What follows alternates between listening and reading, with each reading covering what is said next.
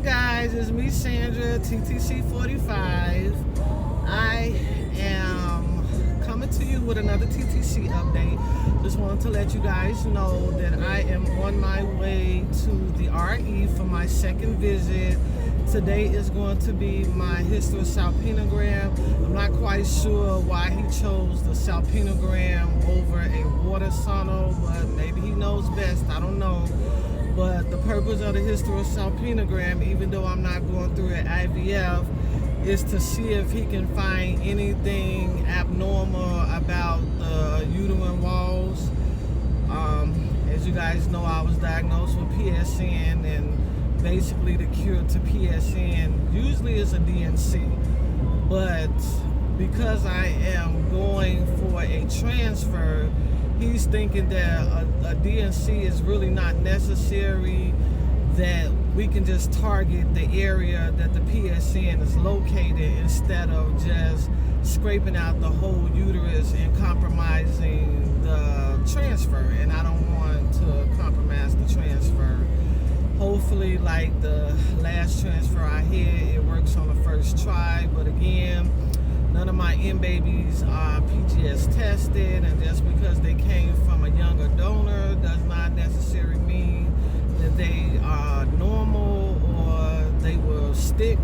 It can be something wrong with it, or it can be something wrong with me. You know, you guys do know I had SCH on top of the PSN, so there is some issues going on around the implantation spot. Hopefully he can figure it out when he do the hysterosalpingogram and clear it up, so that when next month get here and I'm ready to go for my transfer, that everything will go well on the first try. I'm not 100% sure how long the process to transfer is anymore. I actually forgot. I tried to pull it up, but I couldn't really tell.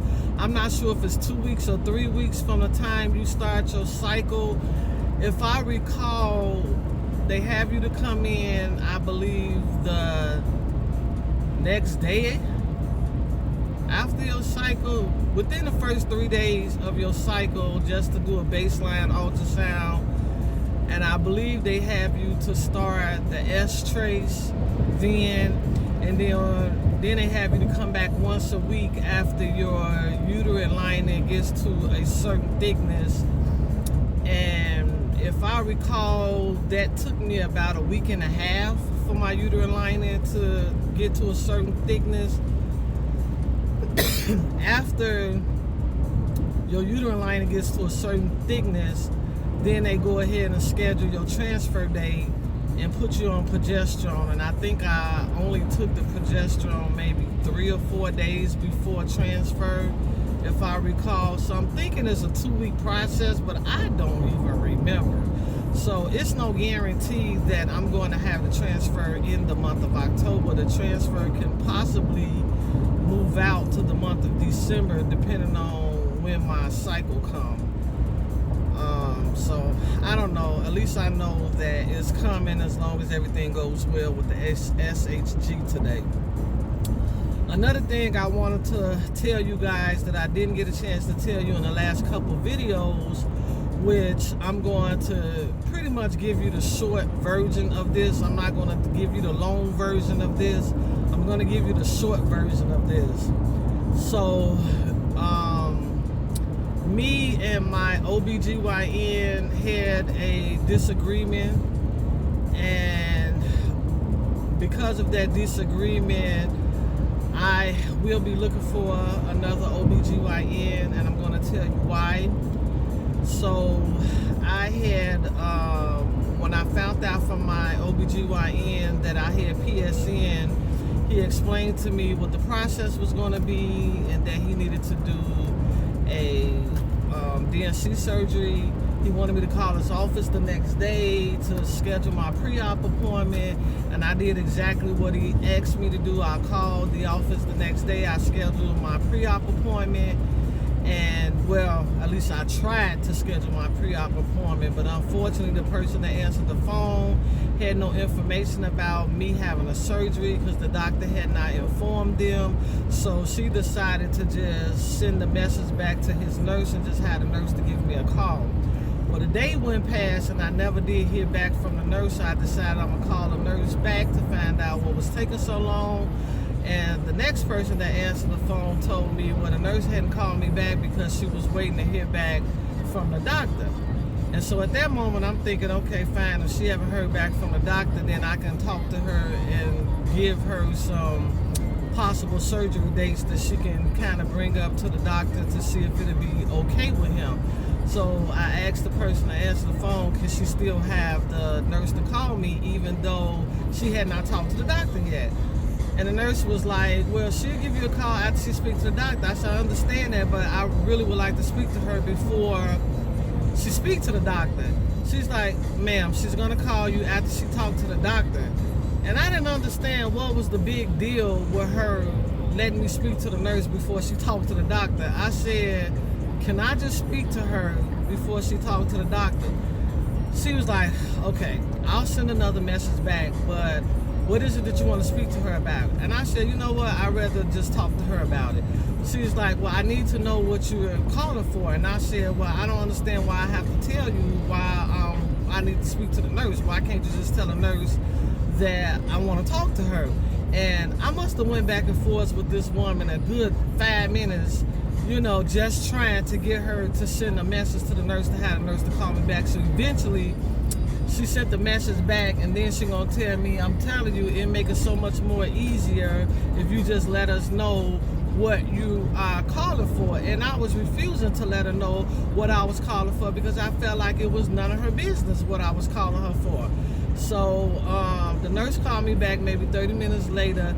I didn't really go into details with the nurse about the back and forth conversation that transpired between me and the person that answered the phone, but I just talked to her about the surgery and gave her some dates. And the nurse was like really dumbfounded because she was like, that's funny because the doctor never even mentioned anything to us about you having a surgery. She said the last time we even seen him is when your results came in. She said I handed him the results and he went flying out the door and ain't nobody hadn't seen him since. And I said, well, that's funny because he called me and told me he needed to do a surgery and he wanted me to call to do a pre-op appointment. She said, well, I got to call him and find out, and then we can go ahead and get it scheduled. So she gave me a call back the next morning because by this time it's already late in the day. And she let me know the date of the surgery.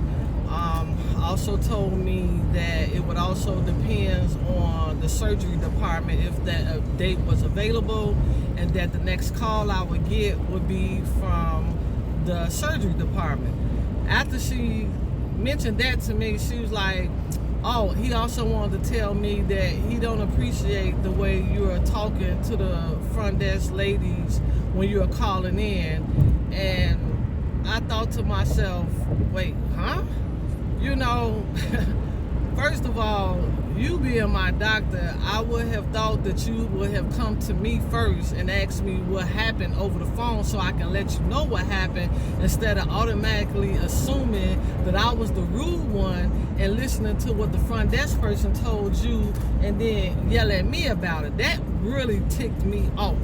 And so I started talking to the nurse about what transpired over the phone, and even the nurse herself said, I don't have to let the people at the front desk know what I'm calling for when I call to speak to her. All I need to do is say I want to speak to the nurse, and I don't need to make no other explanation. And so she had asked me if I wanted to speak to the office manager so that I could file a complaint. And I said, I sure will. And so the office manager got on the phone. No, the office manager called me back, and I explained to the office manager what happened over the phone. And my complaint was really about the rude operator that answered the phone. It really wasn't about the doctor, even though I did not appreciate how the doctor responded to me. That really made me mad because of the fact that he only heard one side to the story and then automatically assumed that I was the mean side. And so I let that office manager know I didn't appreciate how he brought it to my attention instead of just waiting until he and I had the pre-op appointment and we could have talked about it then. And so the office manager agreed, and she said she was going to talk to both of them. Now this was on a Friday. By the time that next Friday came around, I had not even heard from the clinic or operating room to, verify that I was still going to have this operation. And I just so happened to send in an email. Now, the reason why I sent in an email instead of calling is because of what happened with the last phone call I tried to put in. So to make sure that I document, conversations, I said I'm just going to send an email from now on. And so I sent the email in, and about an hour after I sent that email in, I get a phone call from the office manager telling me that my OBGYN, whom I've been seeing for at least the last 12 years, I've been in my current home for 17 years, and I think I started seeing him a few years after I moved to my current home. And so it had to be 12 plus years. But after all these years, and the altercation that took place between me and this lady, and the fact that I filed this complaint, she told me that he no longer wanted to be my doctor and that he was dismissing me as a patient. And at that time, she had asked me if I still wanted him to do the surgery, but I was in such shock just to hear that till nothing was registering at that moment. So I just said no and hung up the phone. It took me, I'm glad this happened on a Friday, because it took me that entire weekend to calm down. By that time that Monday came around, I contacted the hospital, what they call that department, patient relations department, I think it's called. And I explained to them what happened and how the doctor dismissed me as a patient, and how shocked I was considering I was in the middle of treatment. I said he couldn't even wait until the treatment was over. And I said, if he doesn't want me to be his patient, that's fine. I said, but to drop me because of what another person came back and told you, you had never once talked to me about it, and then I filed the complaint, and that just kind of sent you over the hill, and you just said just that, I'm finna drop this relationship between me and this patient. That made me so upset. And when I talked to the patient relations department, they seemed to not take my story seriously. They thought it was more to the story than what I was telling them, because even they said, per their policy, no doctor can drop you in the middle of treatment. They have to give you so many months notice. She said, plus they can't drop you unless they have documented evidence of you being an incooperative patient, and I've never been an incooperative patient. It was like, when I told her what happened, it was like she thought maybe it was something I was not telling her. And she said, well, I'm just going to tell you this. Usually in these situations, they are never overturned. So I would suggest that you look for another doctor. And I said, I have no problem looking for another doctor. I said, but I just don't like the fact that he was just able to drop me, and I didn't do anything besides file a complaint. I said, no doctor should get away with that. And I said, I'm not going to allow him to get away with that. And I said, the fact that he does not want me to be his patient, that already destroyed the patient-doctor relationship right there. I wouldn't want to be his doctor even if he did take me back. I wouldn't want to be his patient, I meant to say. So she said, well, let us, look into this, and we'll give you a call back. It took them about a week, and they didn't even really call me back.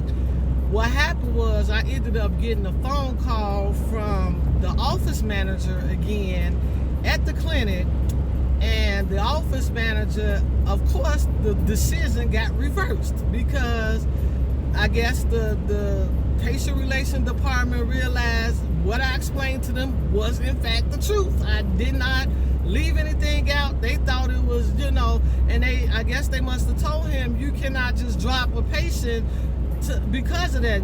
Maybe you can try to get her to, not want to come back, but you can't just drop her.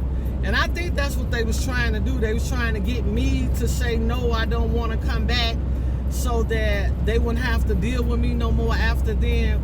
But I didn't do that. Instead, when she called me and she told me that asked me if I still wanted them to do the surgery. I told them yeah, and the only reason why I told them yeah is because I needed to make sure I had that as a backup in case I wasn't able to get into a new OB before then. Also, I knew I had an appointment coming up with the RE, and even though REs are they're specialized in endocrinology for fertility treatments, there are also OBGYNs as well. So I figure if I'm not able to get into a new OBGYN, let's talk to my RE and see if he can do the surgery. And that way, I ain't even got to worry about dealing with this OB no more ever again. And so when I spoke to the RE, I didn't even go into details about not wanting to have my OB do the surgery or the fact that me and my OB fell out. I didn't even have that conversation with my RE. I just told my RE about the diagnosis, which he had already had a copy of the diagnosis because I had sent him a copy of my results from the OBGYN clinic. And I told him as a result, they want to do a, what you call that, a DNC. And he's like, oh, no, I don't want them doing a DNC. He said, because DNC can compromise the implantation, it can cause scar tissue, and you know that's not necessary. He said, I'll take over from here. I'll go in and see if I see anything that needs to be addressed, and I'll address it right then and there. And when he said that, that was like music to my ears. That was like music to my ears, because I'm like, good, I finally got out of not having to go back to this OB. I have not told the OB yet, because we've done rescheduled this surgery twice already. Is now rescheduled to October the 16th, I think it's rescheduled to. I'm not even sure. But anyway, I have a pre-op appointment coming up this week. And I plan to be at that pre-op appointment. Not because I'm going to do the surgery, because I've already made up my mind I'm not doing that surgery with him.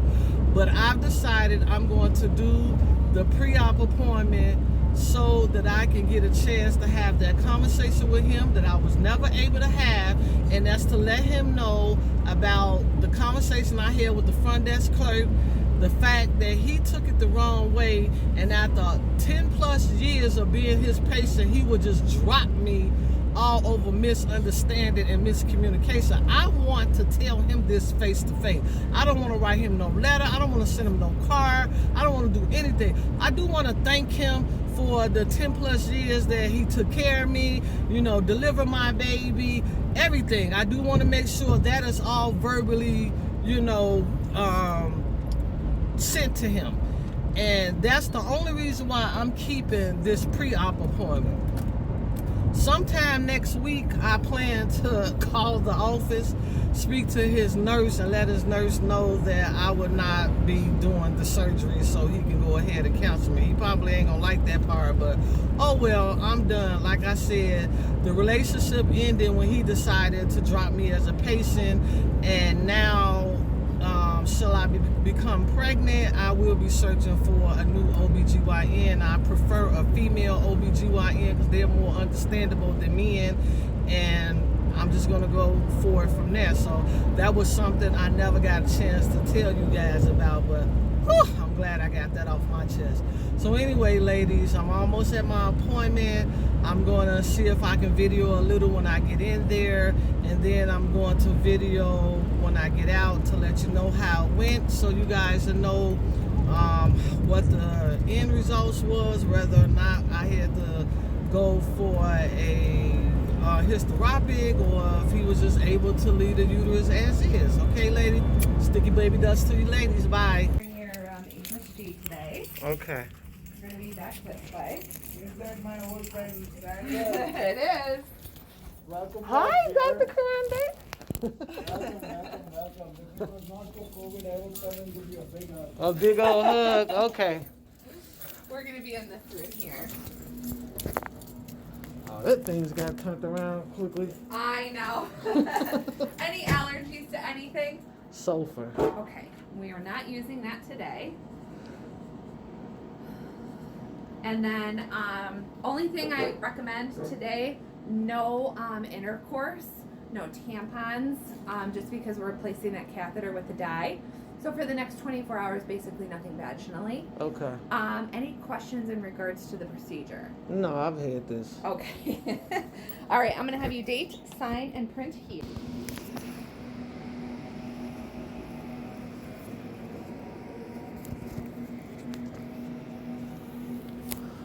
I'm here for the HSG.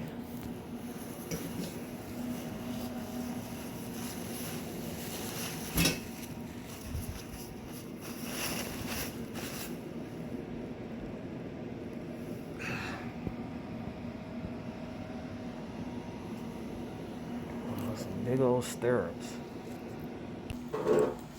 Here's my uterine cavity. As you can see, both tubes spilled, so both tubes are open. Hey ladies, I'm done with the HSG, and as you can see from the video that everything turned out great. I had both of my tubes open. I haven't had that since I started this whole journey. When I first started this journey, the only tube that was open was the left.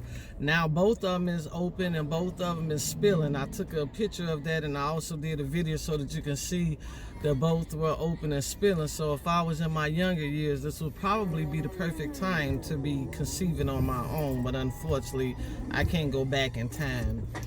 However, I did receive a little bit of a bad news, and I don't know if I had told you guys that at one point I kept trying to get my OBGYN to test me further, just to kind of put my mind at ease, because I was having all the heavy cycles, and he just was not testing me further for nothing. But I ended up going to my primary care physician, and she went forward with having me do a CT scan, and the CT scan came back normal. They didn't find any sign of enlarged uterus. They did not find no masses or anything that can be of concern. So that was really good news, and it kind of helped put my mind at ease. And now having this HSG showing that the uterine cavity looks good, there's nothing in there to be concerned about, at least for transfer purposes.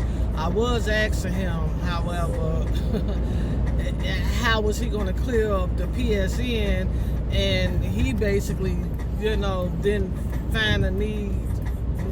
find anything wrong to move forward with doing anything about it.